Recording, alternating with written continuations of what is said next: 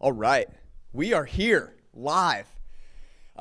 This is going to be a tough one for you, but let's set the stage here. We've got Tampa Bay. They've just won the Super Bowl. Yep, they have.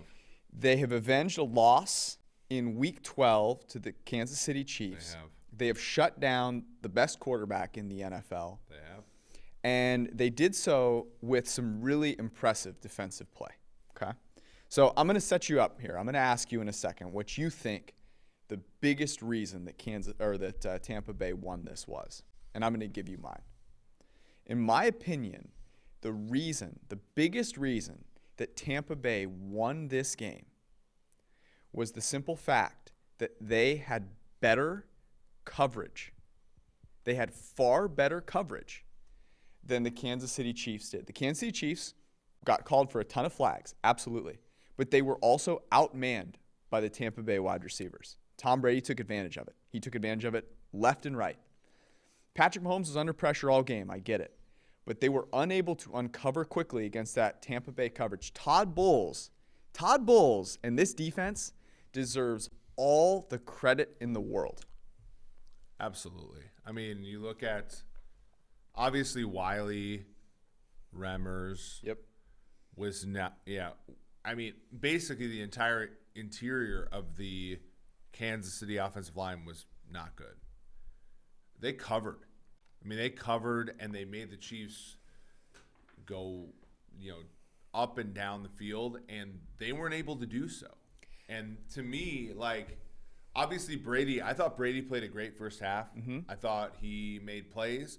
They were aided a little by the referees, but to Tampa Bay's credit, they put the game in such a position where no Kansas City Chief fan, from Dale and Olathe to me in Cincinnati, could blame this game on the referees. Tampa beat Kansas City handily in this game.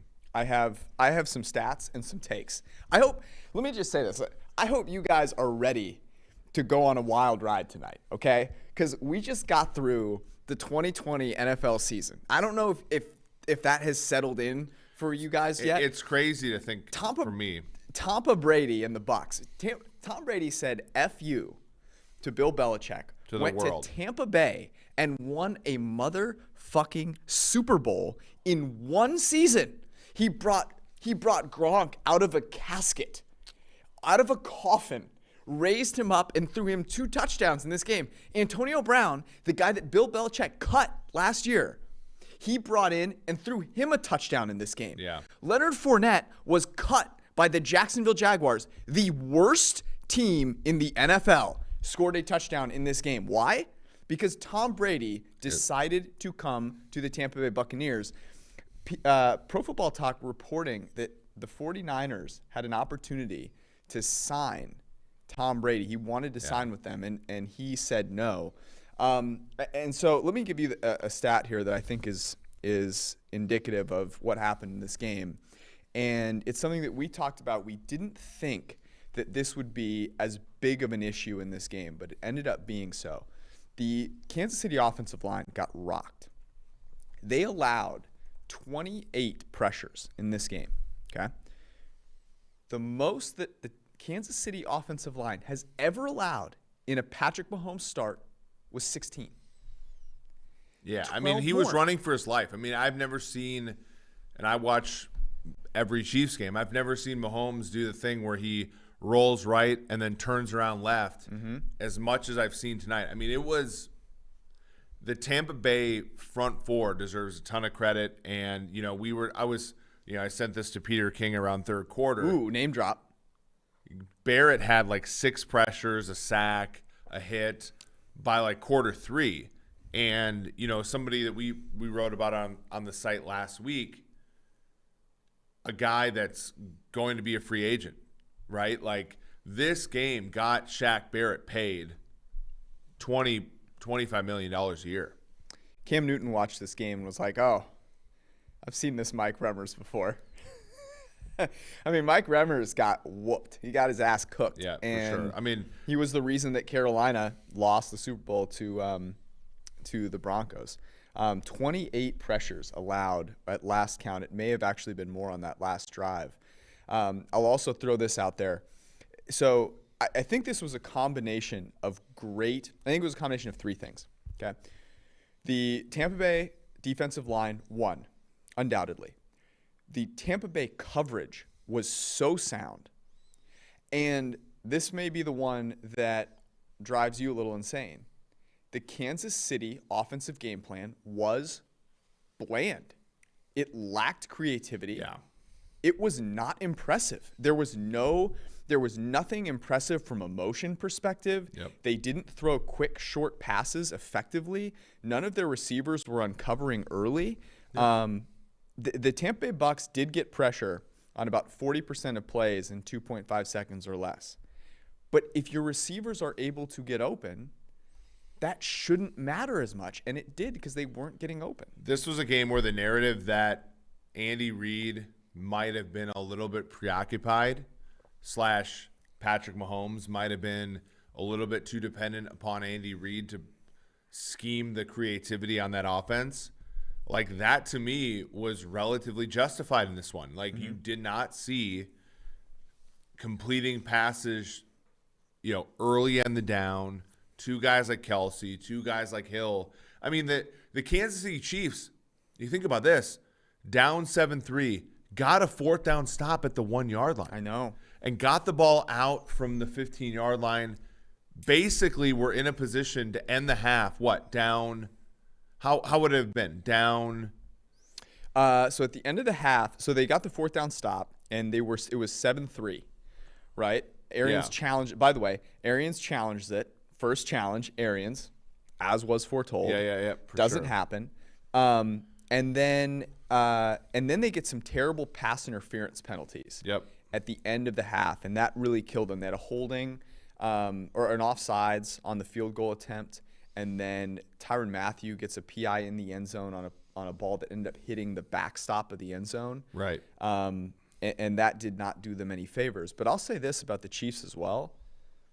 They played from an aggressiveness standpoint like they were up 10 the whole game.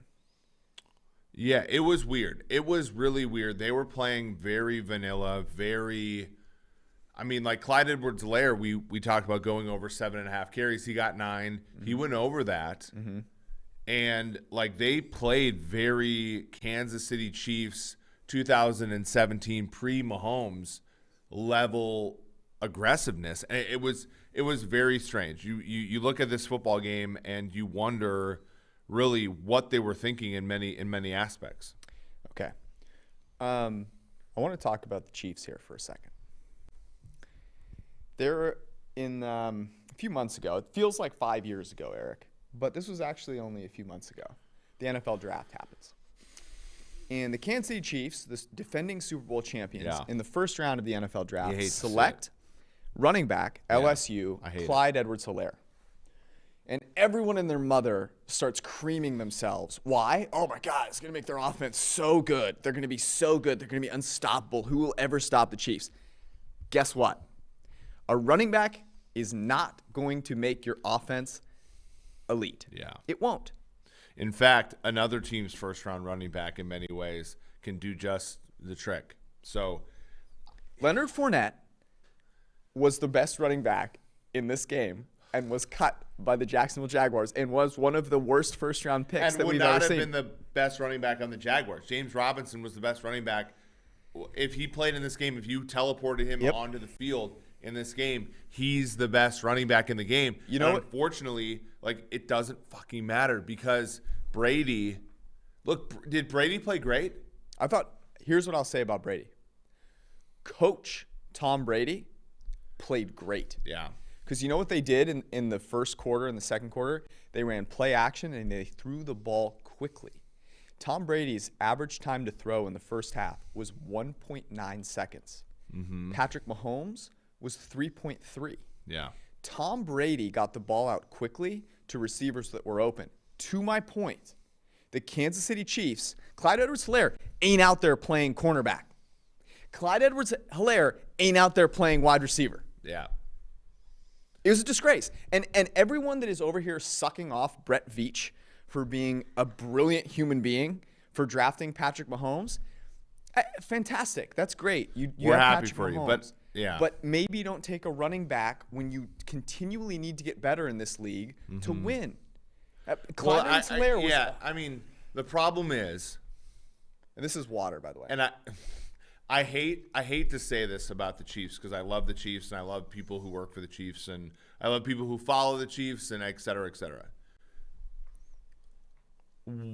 There were things, obviously, they could have. Now, they drafted Lucas Niang in the 3rd round, opted out of this season. Laurent Duvernay-Tardif for the right guard that started in the Super Bowl last year, opted out of the season. Did some more important things this season. Yeah. So, obviously, they would have had more depth in a non-COVID-19 Super Bowl in which 4 out of their 5 starters were gone. I still, with 2 weeks to prepare, Andy Reid, this is just Andy Reid's, 4th loss off of a bye in God knows how long. Yep. Look, I'm going to try to spin this. Oh. Good on Todd Bowles. Yeah. Good on Bruce Arians. They did the things that were necessary. It also was a very noisy first half, right? They got the Chiefs got the Bucs to punt twice on their first 2 possessions. They weren't able to take this game is a very football-like game in the sense that It was football, confirmed, not volleyball. it really The start halftime of the show, though, not football. Yeah, the start of the game really did affect what ended up happening. Yeah. I have more stats for you. I came ready to rock. You did come. Yeah, If you thought that I showed up on this last day of this holy season of 2020 unprepared, you are incorrect. In the first and second quarter, first half of the game, Tom Brady on play action was 7 for 8, 89 yards, and 3 touchdowns. Patrick Mahomes off play action, 1 for 2, 3 yards.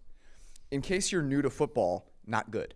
Not great, Bob. Can we pause for a second? I'm looking at this.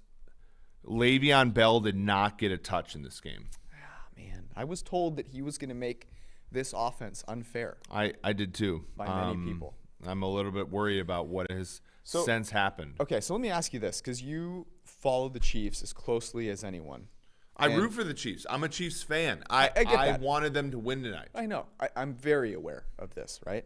And let me tell. Okay, so everyone watching, everyone that follows our podcast knows that Eric is as good of an analyst as there is in football at looking at things unbiasedly. But you are a Kansas City fan, and so that's why I'm asking you this question. What should the Chiefs have done in this game? They should have. Honestly, this is, again, it comes down to every single time. They have to play better offense. I don't think their defense played bad. What did they need to do on offense? Because I have some thoughts, but I'm curious, what did you see watching the Chiefs every week? They needed to have an out in the offensive game plan. When Mahomes went 1, 2, 3, 4, stop, they didn't have an out. They threw, what was it, two passes to Clyde Edwards-Helaire, 2 passes to Darrell Williams. Kelsey was involved in the second half, but not so much in the first half. Yep. They didn't have the out there. And I thought to myself, you think about the linebackers for Tampa Bay, and they were havable. And they played great football games. Devin White had another interception in the playoffs this year. And to me, Reid thought that he could overcome the tackle situation. And all of us did too. All of us thought that Reid could handle the tackle situation. And I think he would have been able to had he played it well. He didn't, though. There were 2 things that were glaringly missing for me. The first was the play action game. I just read you that stat. Patrick Mahomes threw 2 passes off of play action in the first half of the game. The second was, and I don't have the stats in front of me, but I'm doing this kind of off of my recollection of the first half. There was a real lack of creative motion. And we also saw this in the screen game. They had a couple of screens that were just vanilla as fuck. Yeah. And the Tampa Bay Bucs ate that for lunch. I also am curious whether or not the Chiefs expected the Bucs to play the exact same defense they played in Week 12. The Bucs came out and said, "Yeah, we're not going to let you go deep. We're going to play zone. We're going to make you keep. We're going to keep things in front of us." And a great example of that is Carlton Davis, who I believe will be on the Chris Collinsworth and Richard Sherman podcast on Tuesday. Carlton Davis in Week 12 was targeted 15 times, allowed 12 receptions for 236 yards and 3 touchdowns. Not good.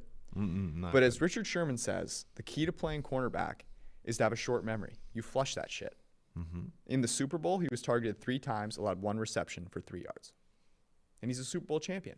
And to me, Todd Bowles pulled Andy Reid's pants down in this game. He did. The Chiefs are loaded. They were so loaded. They took a running back in the first half, or in the first round of the draft. That's how loaded they were. Right, and in hindsight, they probably could have used an offensive lineman in general. A corner, a receiver, a lineman, a defensive lineman, literally anyone. Yeah, I agree. And the hard part is, in hindsight, like, they I don't know. I get frustrated because, again, when you think about this game, there were so many things where the Chiefs, like Frank Clark got a fucking sack on one of the first tries. One of the bets that we liked was Chiefs first sack. I liked the bet that said Frank Clark has a sack in the game. It was plus money. And unfortunately, and I don't think their defensive backs played that poorly. They were the same shit. Evans, we talked about Evans all week. Evans had 1 fucking catch. Under 66 and a half or whatever. Yeah. We talked about Godwin. What did Godwin have? Godwin had 2 catches for 9 fucking yards. But what happened? Gronk, 6 out of 7 targets, 67 yards, 2 touchdowns. Yeah, Cameron Brate, 3 out of 3 for 26. Guess who can't cover? The linebackers. The linebackers of the fucking Chiefs, and we talked about that for weeks. Could they have drafted? And look, if the Chiefs play offense today, it doesn't fucking matter. Look, if the Chiefs only give up 31 points in a game where they play offense, they win. They didn't play offense. I don't think their defense was the reason they lost. I thought that they actually limited the shit that Tampa Bay does explosively well. Decently well. And their offense, Mahomes was 26 of 49, 270. By the way, we said under 330 because it's fucking absurd to hang a prop of over 300 passing yards for any quarterback in the NFL. By the way, MVP was just announced. It was Tom Brady. Yeah, thank you. Okay, well, and as we said, 82% of the time, the guy that wins the MVP is the quarterback of the winning team. How many MVPs is this for Brady? 4, 5? 5, because it was Edelman, and then. Well, in the 2016 Super Bowl, he won the MVP. In the 2014 Super Bowl, he won the MVP.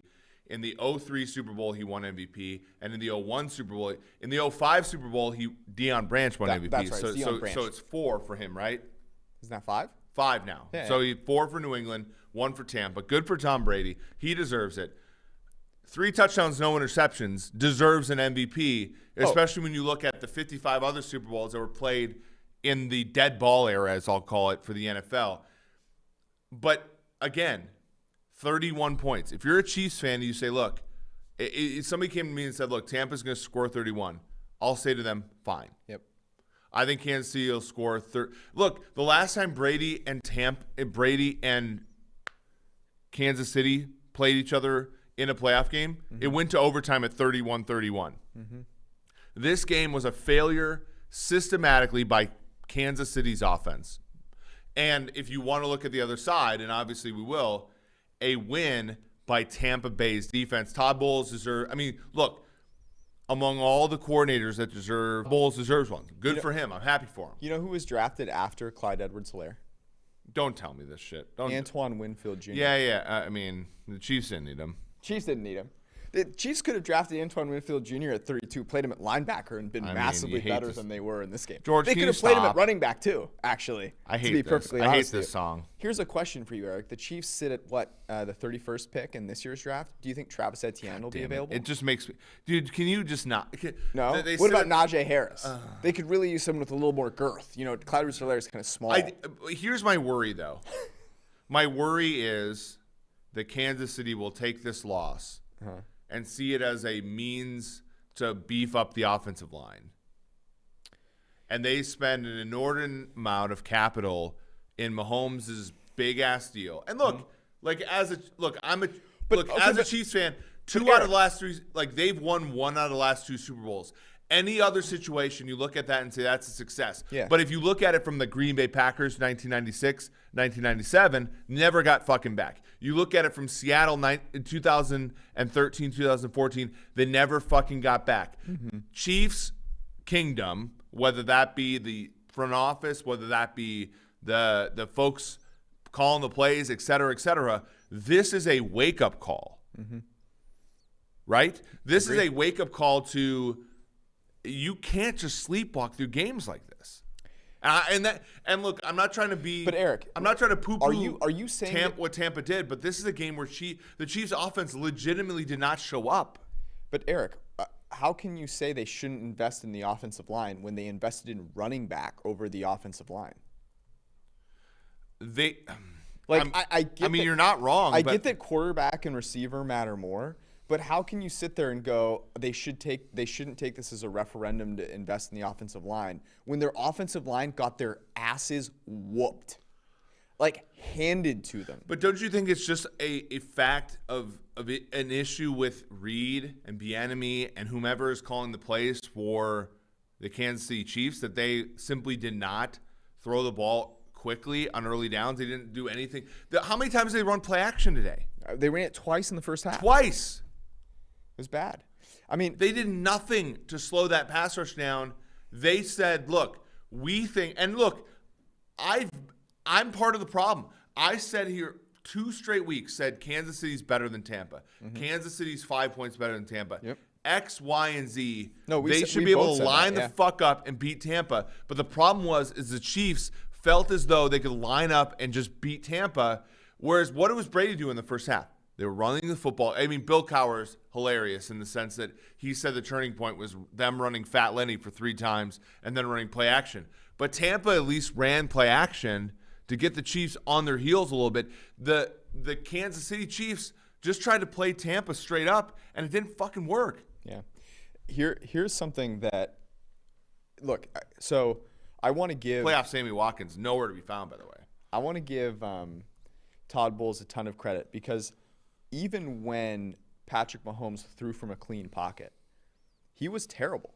His pass rating was 75.5 from a clean pocket. That was the worst passer rating he has had from a clean pocket this season, okay? This is the guy that everyone was like, look, Patrick Mahomes just does not have bad games in big spots. It just does not happen. Yeah. Like, this guy's unbeatable.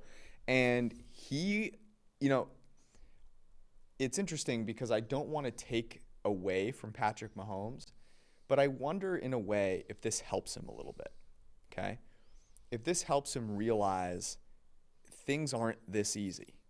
And a loss in the Super Bowl here to Tom Brady, seeing how Tom Brady approaches these games, taking absolutely nothing for granted, actually in the long run helps Patrick Mahomes. And I think Patrick Mahomes, I'll say this, I think Tony Romo was wrong when he said that if Mahomes lost this game, he couldn't ever topple Tom Brady. That's a fucking stupid thing to say, okay? Because if you ever say never, you're an idiot, right? Like, the people are like, look, technology will never do this. And then 2 years later, technology is like cooking your food, and you're like, oh, fuck.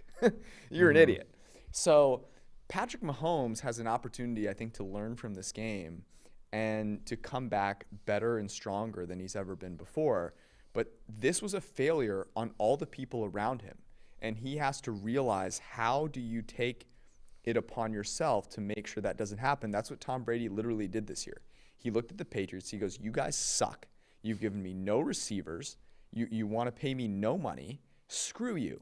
He went to a place, he got receivers, and he won a Super Bowl. This could have been the New England Patriots.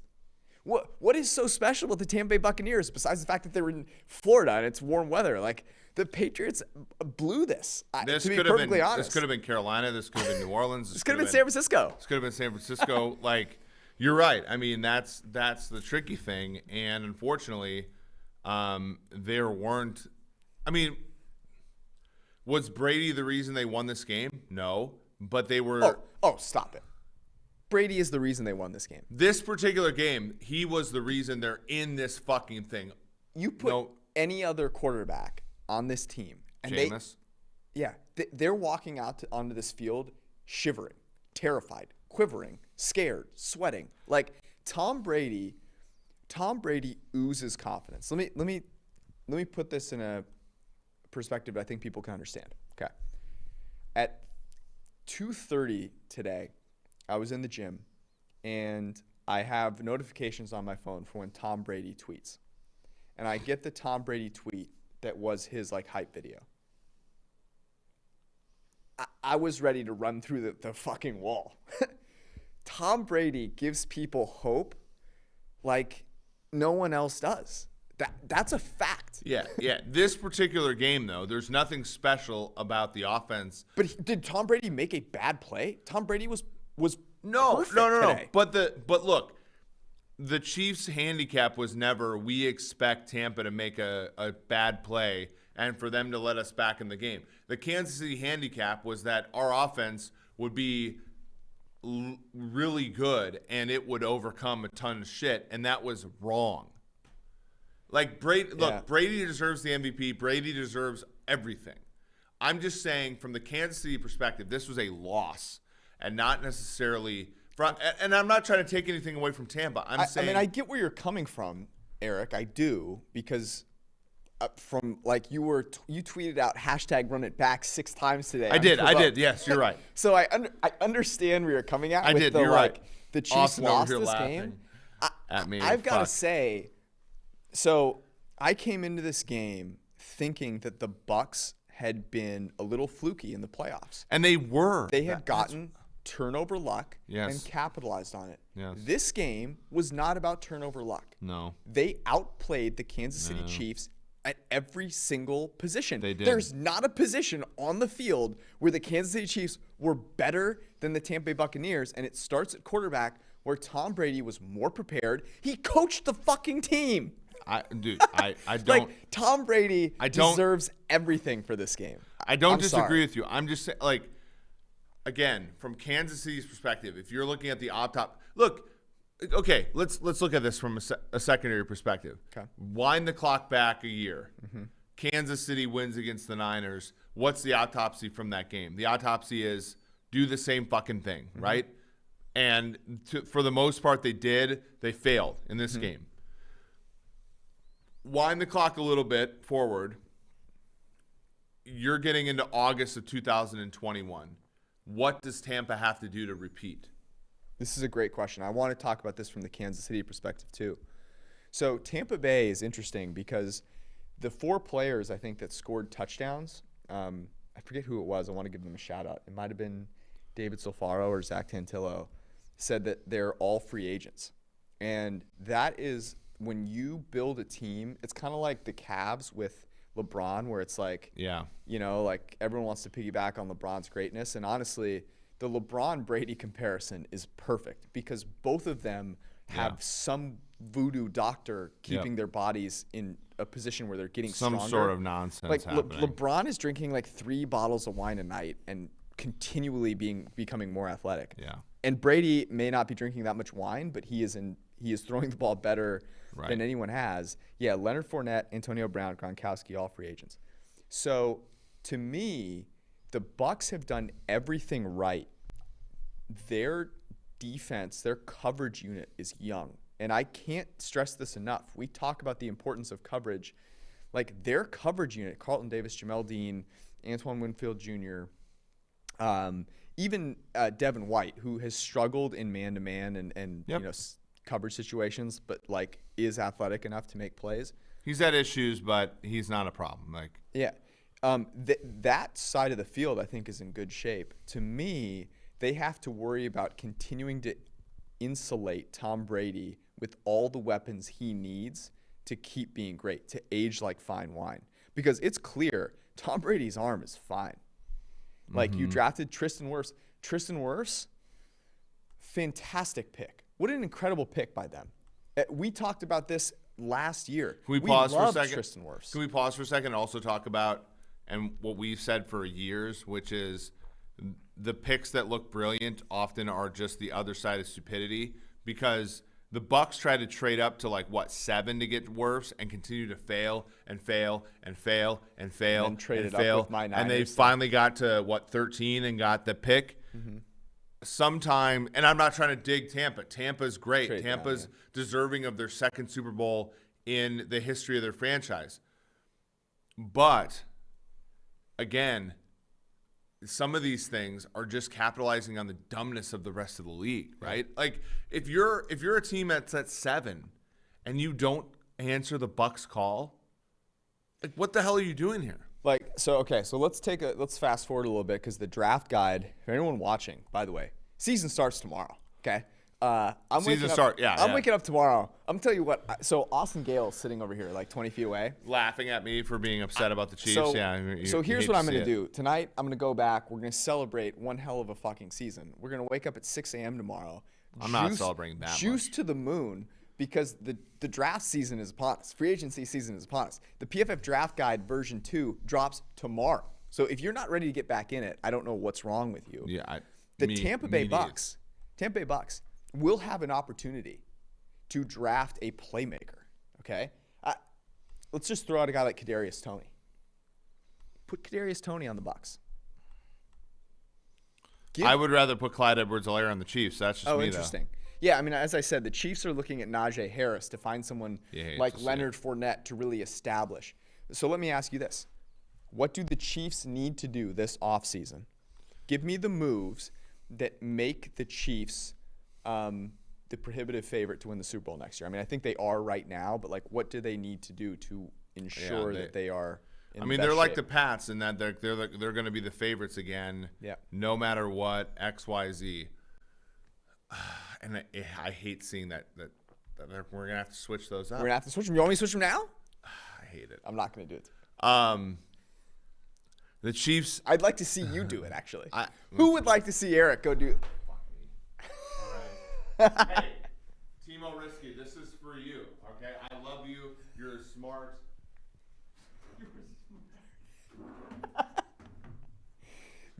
You can only find this here, okay? Hey, it's well deserved. The Tampa Bay Bucs beat the Chiefs. They deserve it.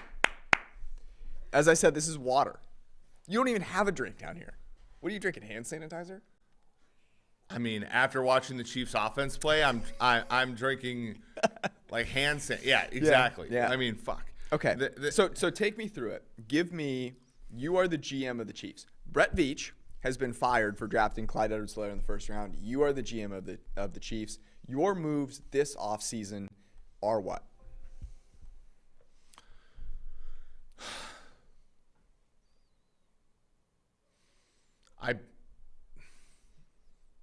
I probably reload at wide receiver, and I tell Andy Reid, offensive line is going to continuously be an issue for you. Mm-hmm. There's nothing I can do with the salary cap space that I have that is going to make you an elite offense because of your offensive line. You've never been that way. Eric Fisher, we picked you at number 1 overall in 2013. You've never been great there. Mm-hmm. Mitchell Schwartz might never come back. Got you in 2016. You really think he never comes back? I mean, back injuries for offensive line. Yeah, it's rough. The interior of the offensive line has always – they let Mitch Morse go. Mm-hmm. They let Rodney Hudson go. Mm-hmm. They let Zach Fulton go. They've let every single good interior offensive line that's entered that building go by the time other teams had the opportunity to sign him. Yep. I'm gonna tell Andy Reid, like, look, like, it's your job, and I'm gonna give you playmakers to work with. Kadarius Toney, whether that Najee Harris, stop. Darrell Williams, almost stuck it in there. I'm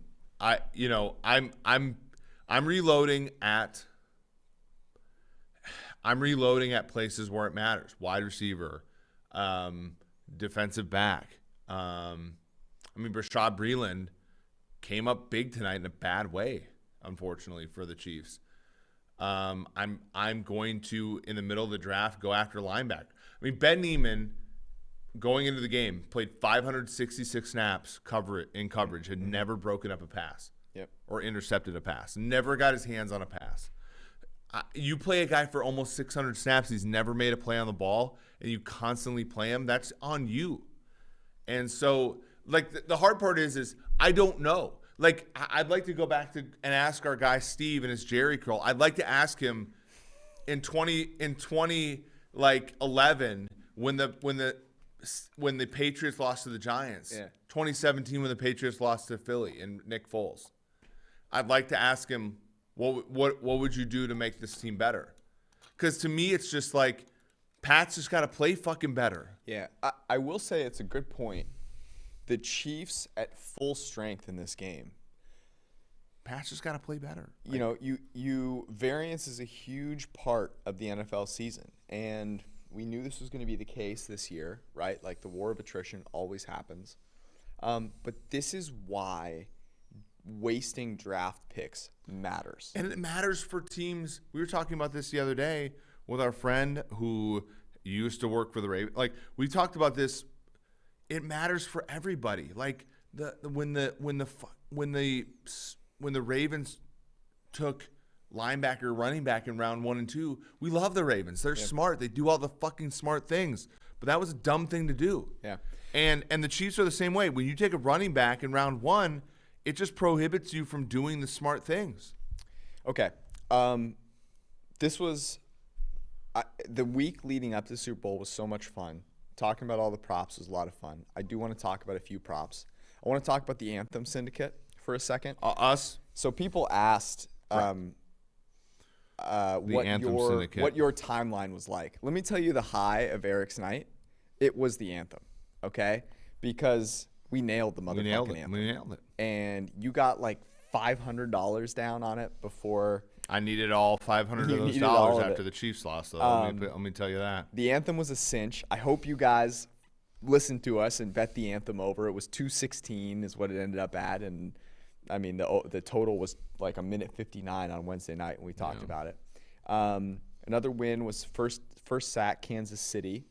The Brady passing touchdowns was nice.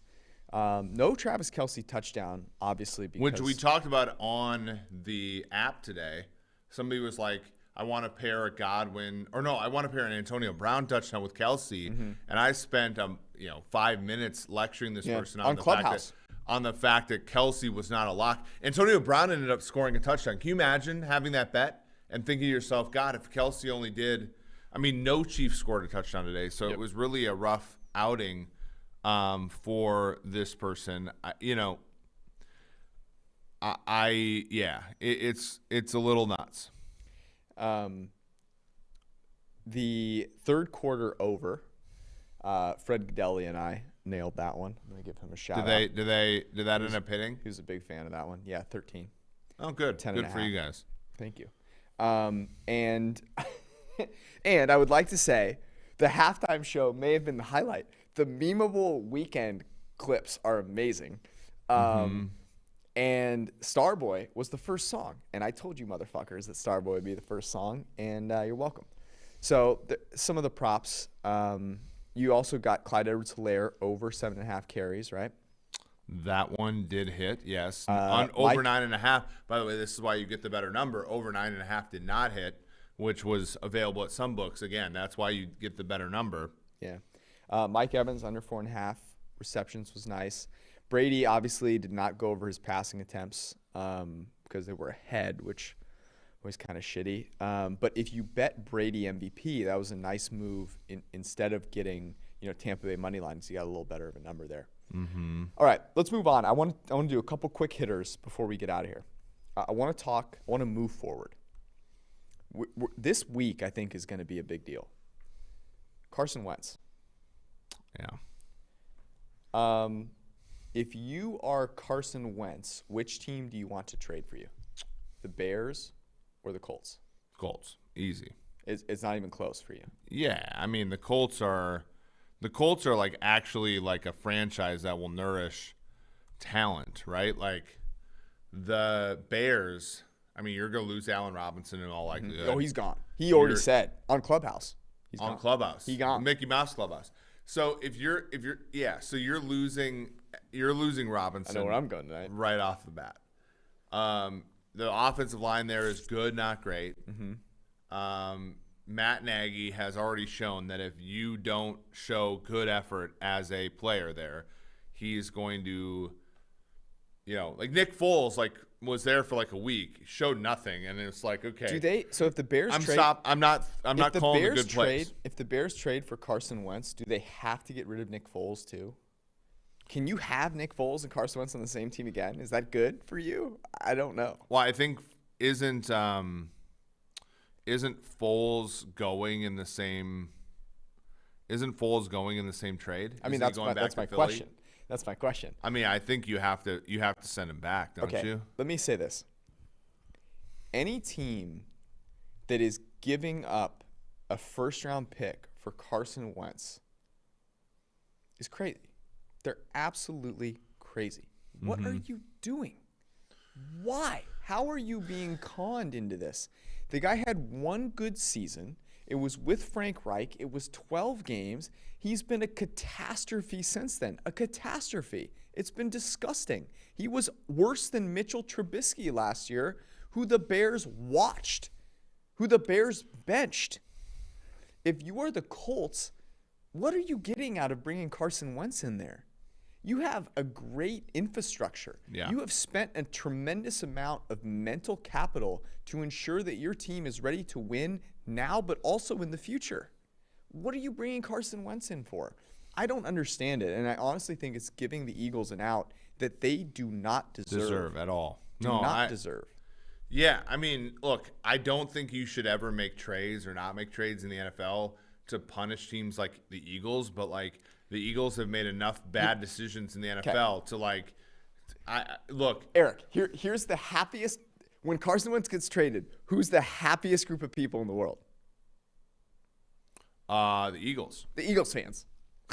Okay? So, come on. Okay. No, I agree with you. I think it's a really tough scene if you are going to advocate on behalf of the Eagles here. Yeah. Okay, next big question. We talked about this a little bit today. Should the Baltimore Ravens pick up the phone and call the Houston Texans? I think so. Yeah, I would. So I think the framework for a deal would be Lamar Jackson and maybe second or a third for Deshaun Watson. Yeah. No, I what do you think it should be? Well, if I'm the Ravens and I can get Deshaun Watson, look, I love Lamar Jackson. This is not Lamar Jackson hate. This is Deshaun Watson love. Deshaun Watson is and Patrick Mahomes played really poorly today. I'm not taking Patrick Mahomes off of his pedestal. I'm sorry. But Deshaun Watson dealt with one of the shittiest situations in NFL history in a franchise. I said this earlier today, but like a dumpster fire feels offended when someone calls it the Houston Texans. Right. So there is no way that you can look at Deshaun Watson and go, yeah, he's not a step up from Lamar Jackson. And by the way, he's already done it with a situation that was way worse. So you give him that infrastructure, the Ravens would be ecstatic, I think. And I know that it's tough. Lamar Jackson means so much to that community. But it's almost like it reminds me of two things. First thing is like you go off to college or you move to a new place and you're like kind of scared about it and it kind of sucks at first. And then like 2 months later, it's like you have a bunch of new friends and you're like, oh, this is awesome. Actually, this is way better. Ripping the Band-Aid off is almost always better or like than you're not. in a relationship that's all right and you're like, you know what? I'm going for something better. And it sucks for 2 weeks and then all of a sudden we got to ask Austin over here what how that feels actually. Like, because I feel like that he has that's a low blow. All right. Our guy deserves better than that. But I legitimately think I think that the Baltimore Ravens should pick up the phone. They should call the Houston Texans, and they should say, look, Lamar Jackson is on the table. We'll give you a third-round pick. You ship us Deshaun Watson, because the Texans can then hang a banner. Mm-hmm. They got Lamar Jackson. Mm-hmm. I feel terrible for Lamar Jackson. But think about this. Think about this for a second. The Baltimore Ravens could take the last pick in the fucking first round a couple years ago and get the second best quarterback in the NFL? Are you kidding me? Right. No, the Ravens need to use everything at their disposal. The fact of the matter is they used – because they have a chance to beat the Chiefs. They do. The Chiefs are vulnerable. Yeah. I mean, look, I would hate for this Super Bowl to tell the rest of the AFC, keep doing what you're doing, you have a chance to be the Chiefs. Yeah, agreed. But that means Deshaun Watson is more. Do you think this game tonight made Deshaun Watson more valuable? Hell yes, it did. Because if you look at the 4 quarterbacks left in both conferences, Rodgers superstar, Brady superstar, Mahomes superstar, Allen kind of on that ledge. Tough night tonight for Buffalo, by the way. Yeah. Sort of showed how far they are away. If you're a team that's deciding whether or not to take Deshaun Watson, you should say to yourself, God, it's not actually that hard to beat the Chiefs. If our quarterback plays well and we catch Mahomes on a dog shit night like we did tonight.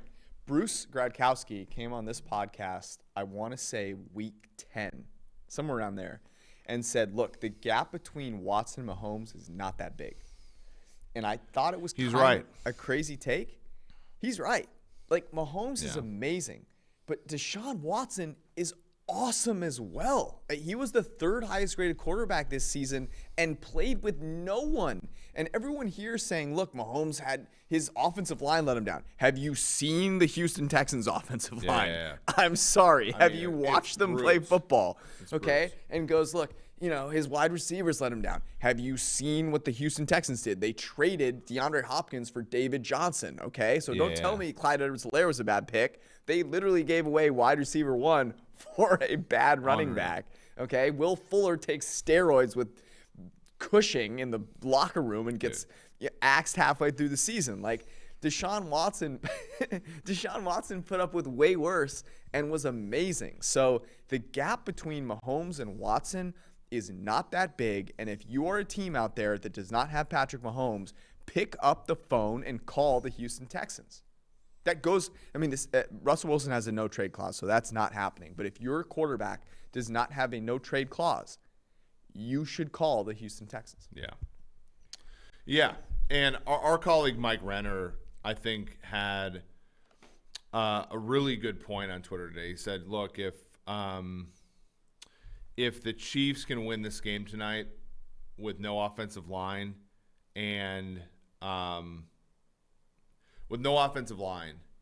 then you might as well just pack it in for the rest of the league, for the rest of the year. Obviously, and whether or not you think that this game tonight was good for the league or not, I as a Chiefs fan, I wish they would have won, but it's fun. Honestly, Tampa Bay deserved to win this. But what it does show is there are ways to beat the Chiefs. The Chiefs are not inevitable, right? Mm-hmm. And if you're a team that is wondering, should we go after Watson? Tonight's game tells you, fuck yes, you should go after Watson. Because the Chiefs, it takes a lot to win the Super Bowl. Our friend Timo, our colleague Timo, gets to watch his favorite team win the fucking Super Bowl against a team that everybody thought was inevitable. And how do they do it? Well, they strung together some good defense. And good for Tampa to win the Super Bowl when your defense is playing well.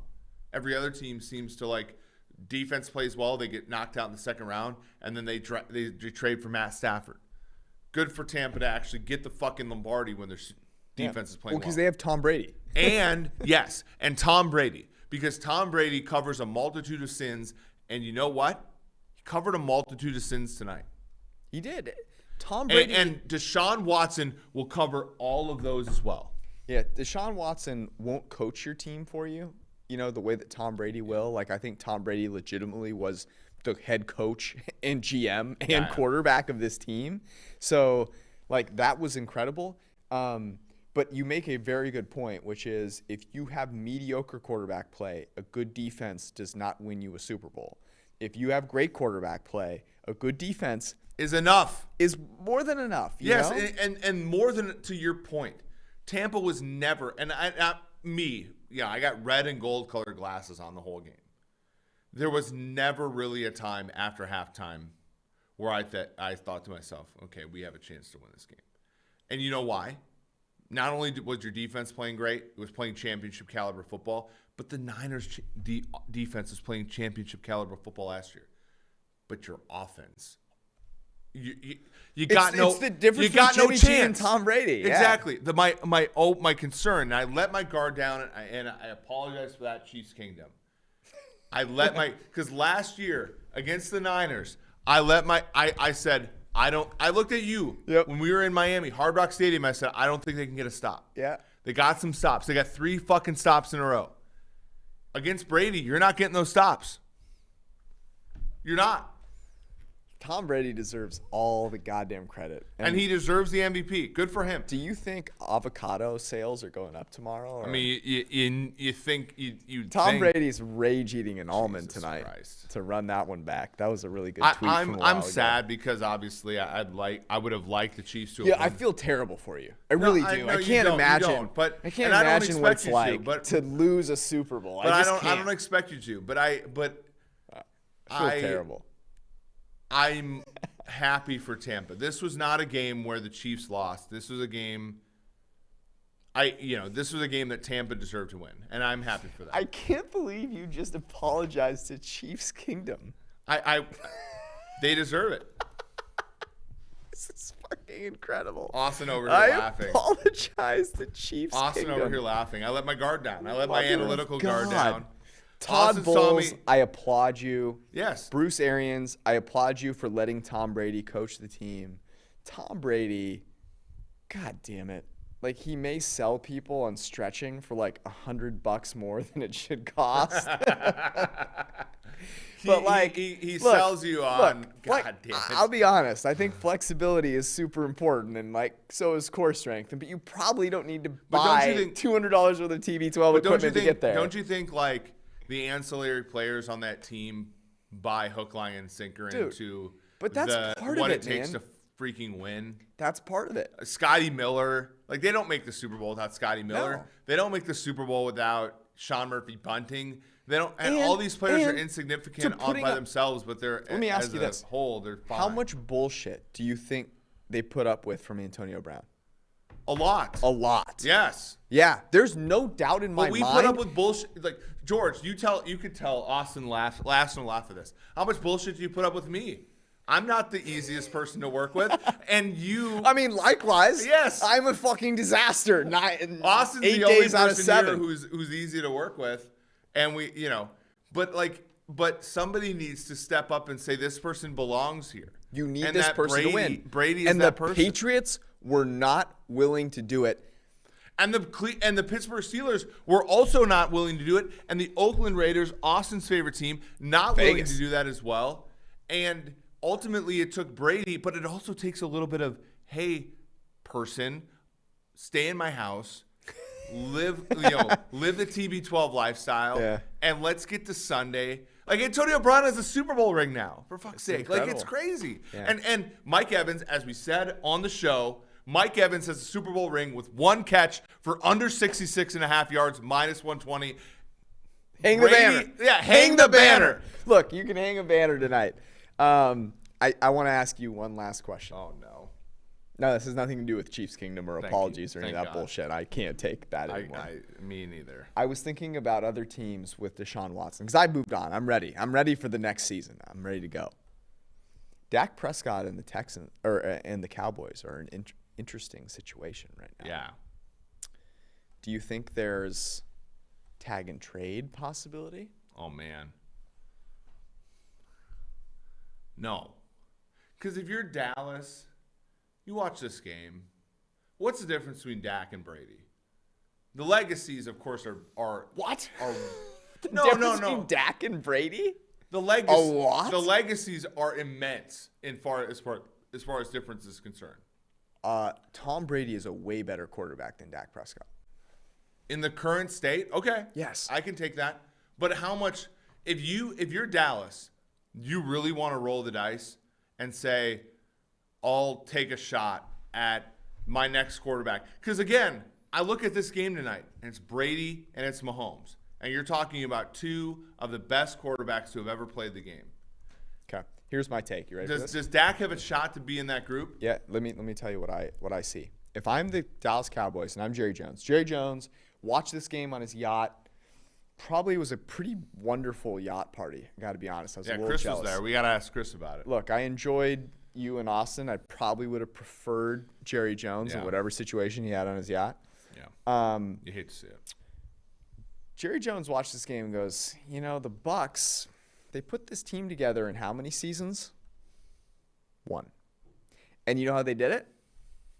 With a quarterback. But where is Brady in the Cowboys equation? Deshaun? You just move him over from Houston to Dallas? Say, look, the Tag Texas and trade. We're going to call this the Texas two-step. Tag and trade, baby. I agree. Look, I think that would be great for Deshaun. Do you think I don't want anybody going to Houston because I think their career is going to die. Find me the quarterback I like the worst, and I want them to go to Houston. I love Dak Prescott. I don't wish this upon Dak Prescott. I am talking about this from a Dallas perspective, which makes every a ton of team sense. needs to be thinking, how do I win the Super Bowl next year? Yeah. Every team wakes up tomorrow and goes, how the fuck do I end up playing on this day next year? That's how you're thinking about this. And if you are the Dallas Cowboys and you look at the Tampa Bay Buccaneers and you go, that's the team that's in front of me to get to the Super Bowl next year, I am doing everything I can to bring Deshaun Watson in, and I don't think a tag and trade. Deshaun Watson is the MVP with the Cowboys? Can we pause for a second? So Tampa Bay's defense in 2018 was pins and needles. They weren't so bad, actually. But no, 2020, I'm sorry. Let me go backwards a second. I'm just showing people will come back and say Dallas's defense is beige and they don't deserve to be in the conversation. Tampa Bay's defense in 2018 was 29th in yards per play allowed. Last year they were top 10. Yeah. This year they did gestures at everything to Mahomes tonight. Mm-hmm. Dallas is garbage defensively. People will come at you and say they're not ready. You need to do X, Y, and Z before you're ready for a quarterback. I call bullshit. Every team can just use a quarterback. How to lose a guy in 10 days? Yeah. How to lose a quarterback in 10 days. So, yeah, I'm with you. I hate destining a guy like Dak to a team like Houston, which is you're going from Dallas, where you're the franchise quarterback of the Cowboys, to doing Bible studies with Easterby on weekends. Look, Easter Bunny season. Nothing has been worse I'm than all watching for Easter Bunny. I'm all for tapes. fortifying your spiritual life. I just feel like you should win some football games along the way, and I just don't think that he's going to do that with the Houston Texans in 2021. Should he go to Houston? And, okay, but let me ask you this: how excited would you be for Deshaun Watson with Amari Cooper? Michael Gallup. And as a Chiefs fan, I'd like Deshaun Watson to be in the NFC. Oh, yeah, good. I'm glad we can bring this all back to what matters. All right. We are going to be back on Wednesday night.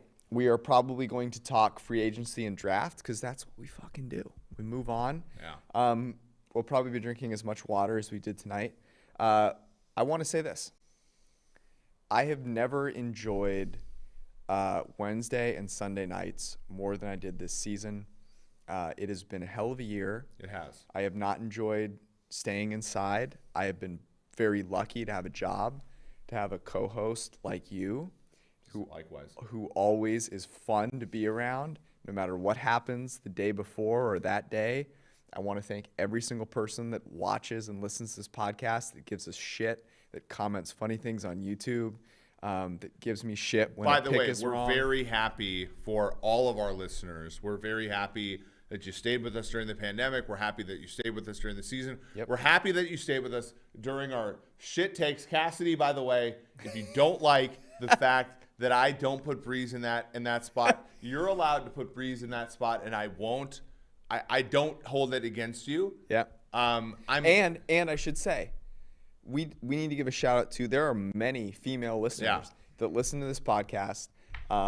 My mother, my wonderful sister, who gets a kick out of this podcast, my amazing girlfriend, who listens to me ramble on this Stephanie, podcast. who listens to this. Austin, who listens to this podcast occasionally. I want to say our comments last podcast were more out of surprise that anybody listened. Like, it was more of a self-deprecation, so we apologize if it came off as this isn't a podcast for anybody to listen to.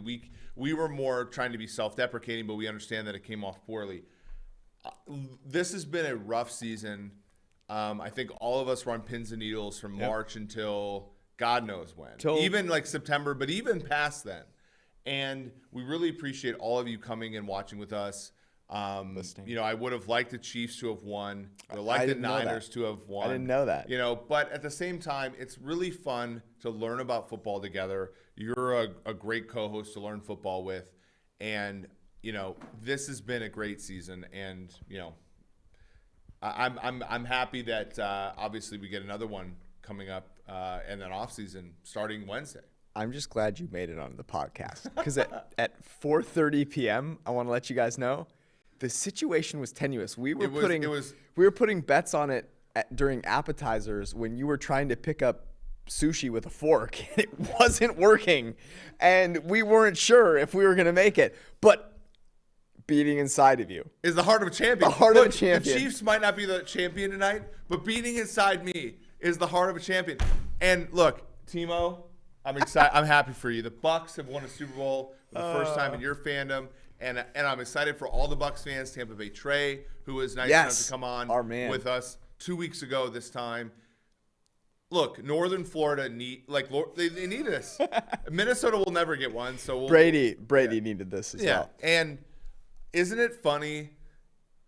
Yeah, the Tampa Bay Buccaneers, man. It is crazy. funny.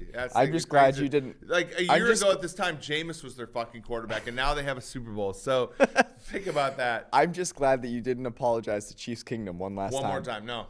Chiefs, we'll battle back. We love you all. Thanks for hanging out with us. We'll see you guys on Wednesday night. Peace out.